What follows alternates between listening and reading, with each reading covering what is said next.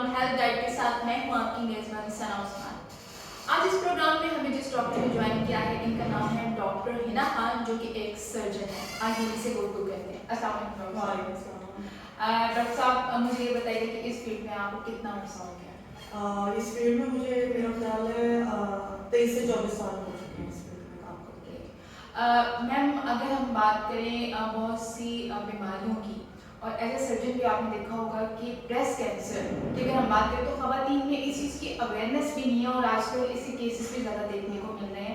तो आप इस हवाले से क्या कहेंगे? इस हवाले से इस तरह से है कि वाकईतन ऐसा है कि ब्रेस्ट कैंसर के बहुत सारे केसेस आ रहे हैं और एशिया में इवन इंडिया हमारी कंडीशन ऑलमोस्ट सेम है, लेकिन ब्रेस्ट कैंसर पाकिस्तान में बहुत ज़्यादा है।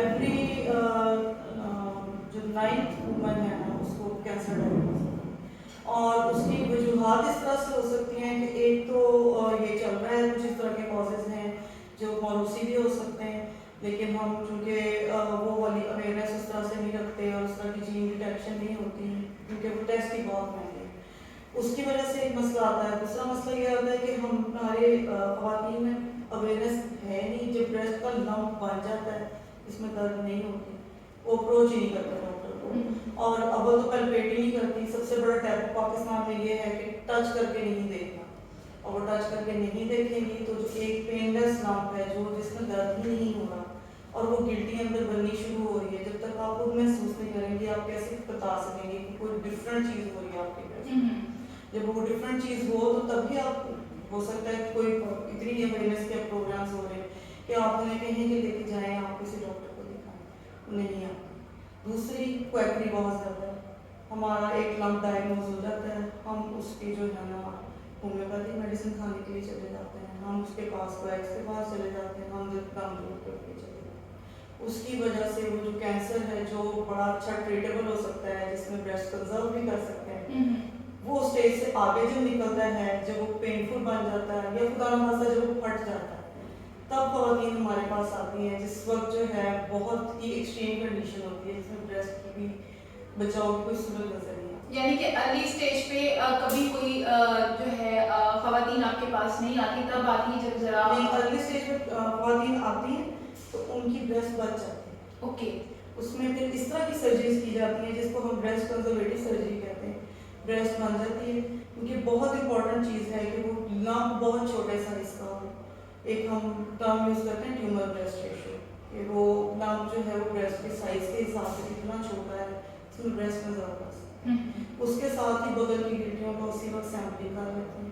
फिर बाद में लेकिन इन पेशेंट्स को लाजमी होता है कि वो कीमो तो नहीं वो रेडियोथेरेपी उस चेस्ट की, उस ब्रेस्ट की जो है ना वो होनी बहुत ज़रूरी है, ब्रेस्ट की भी और बगल की, ताकि वो जो है जो कोई माइक्रोस्कोपिक जर्रे वहाँ पे पड़े हैं वो दोबारा नहीं होगा। ठीक है, दोबारा से आपको इस तरह की पूरी कंप्लीट क्लियरेंस के और फॉलो अप पे रखें।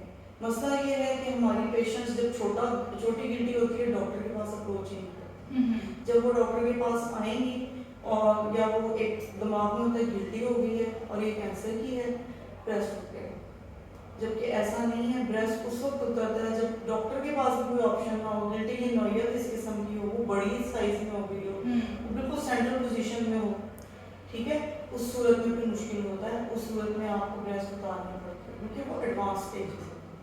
ठीक है, अर्ली स्टेजेस में आए ब्रेस्ट बड़े आराम से बचती है और उसकी रिकरेंस भी कम से कम होती है अगर आप फॉलो अप रखें ऑन्कोलॉजिस्ट के पास, सर्जन के पास।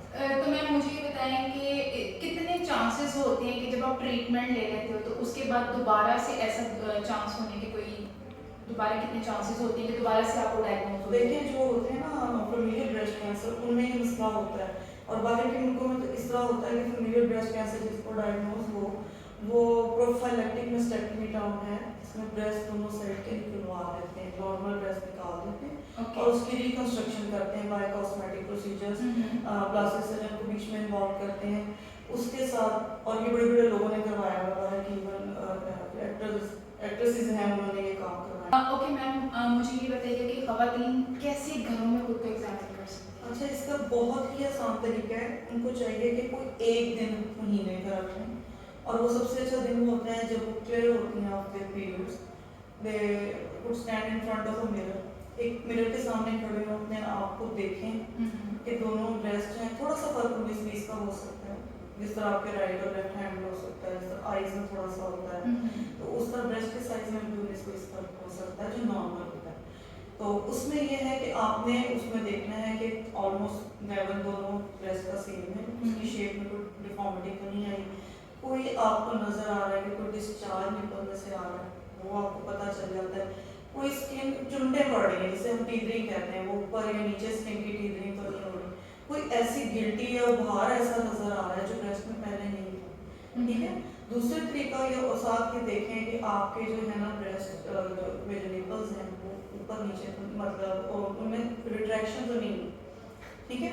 तीसरी उसके बाद होता है कि आपने हाथ लगा कर हमारी ख्वातीन को अगर हम कहें भी कि ब्रेस्ट कमाना तो कोई यूं पकड़ के देखती है थंब और फिंगर के करना, जो बिल्कुल गलत तरीका है, इस तरह से बिल्कुल नहीं देखना। हमेशा आपने अपने फ्लैट फिंगर्स के साथ पूरे ब्रेस्ट को एग्जामिन करें, दबा के स्लाइडली दबा के, चाहे वो सर्कुलर मोशन में करें चाहे वो ऊपर से नीचे करें।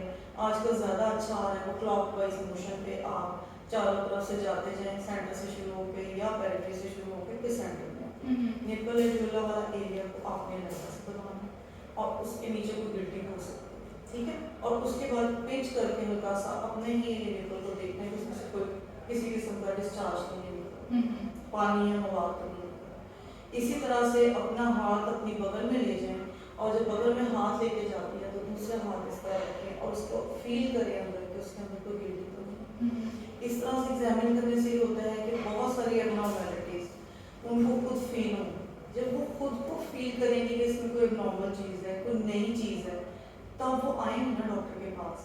तो ये बहुत इंपॉर्टेंट स्टेप है कि सेल्फ ब्रेस्ट एग्जामिनेशन किया जाए। जब उसको ये पता चले कि मेरे ब्रेस्ट में तो कोई वो एक नॉर्मल चीज़ है, तो डॉक्टर के पास है, फिर वो क्लिनिकल एग्जामिनेशन करेगा प्रॉपर तरीके से, और उसके बाद फिर आपकी जो है ना अगला स्टेप होता है कि आप उसकी तशखीस अल्ट्रासाउंड से करते हैं या मैमोग्राम से करते हैं, और फिर जो बेसिक आपने अगला काम करना है कि ये किस किस्म की अगर गिल्टी है वो तो किस नौयत की है, वो कैंसर की है या वो बिनाइन है, वैसे ही गिल्टी एक बनी है, वो फिर सुई का टेस्ट करके पता चलता है, ठीक है।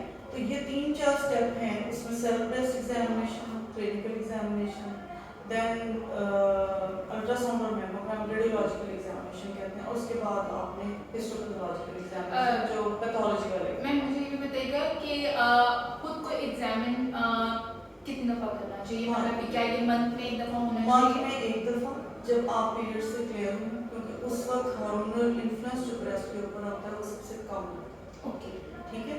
क्योंकि हार्मोनल इन्फ्लुएंस में कभी दफ़ा पीरियड्स से पहले के पीरियड्स के दौरान ब्रेस्ट में पेन्स होते हैं, नॉडुलैरिटी भी आती है, कुछ सिस्टिक चेंजेस भी इंक्रीज होती है। तो जब वो चेंजेस ख़त्म हुई भी होती हैं, जब हार्मोनल इफेक्ट खत्म होता है, उस टाइम पे आप एग्जामिन करें तो बेस्ट आपको अपने ब्रेस्ट का पता चले। मैम आप ऋषि डॉक्टर हॉस्पिटल में काम कर रही हैं, तो मैं जानना चाहूँगी कि आपका एक्सपीरियंस यहाँ पर कैसा है, आपको इस हॉस्पिटल के बारे में क्या कहना चाहिए? ये अच्छा हॉस्पिटल है, बड़ा अच्छा सेटअप बना हुआ है, ऑपरेशन थिएटर्स बहुत अच्छे हैं, वार्ड्स बहुत ज़बरदस्त है, इमरजेंसी बहुत अच्छी हैंडल कर रहे हैं यहाँ पे, और दूसरा ऊपर जो रूम्स बनाए हैं प्राइवेट बहुत अच्छे हैं। मुझे थिएटर बहुत पसंद आया है, हमने वहाँ पे सर्जरीज भी की हैं और अल्लाह का शुक्र है बहुत अल्हम्दुलिल्लाह हम सक्सेसफुली उसमें जो है ना हमने वो कंडक्ट किए हैं, तो पेशेंट भी सेटिस्फाइड हैं और अल्लाह का शुक्र है हमारी साइड से। Thank you ma'am. जी नाज़रीन, यकीनन आज के प्रोग्राम में आपने बहुत कुछ जाना होगा, बहुत इन्फॉर्मेशन रहा होगा ख़वातीन के लिए खासकर। इस तरह के मज़ीद इन्फॉर्मेशन प्रोग्राम्स के साथ हम हाजिर होंगे। मैं आपसे अपने मौजूद जमात से इजाज़त चाहूँगी। मैम आपका आने के लिए बहुत ज़्यादा शुक्रिया, और नाज़रीन जाते जाते आपसे भी गुजारिश है कि आप हमारे इस चैनल को लाइक कीजिएगा, सब्सक्राइब कीजिएगा। इंशाल्लाह अगले प्रोग्राम में आपसे मुलाकात होगी, तब तक के लिए अल्लाह।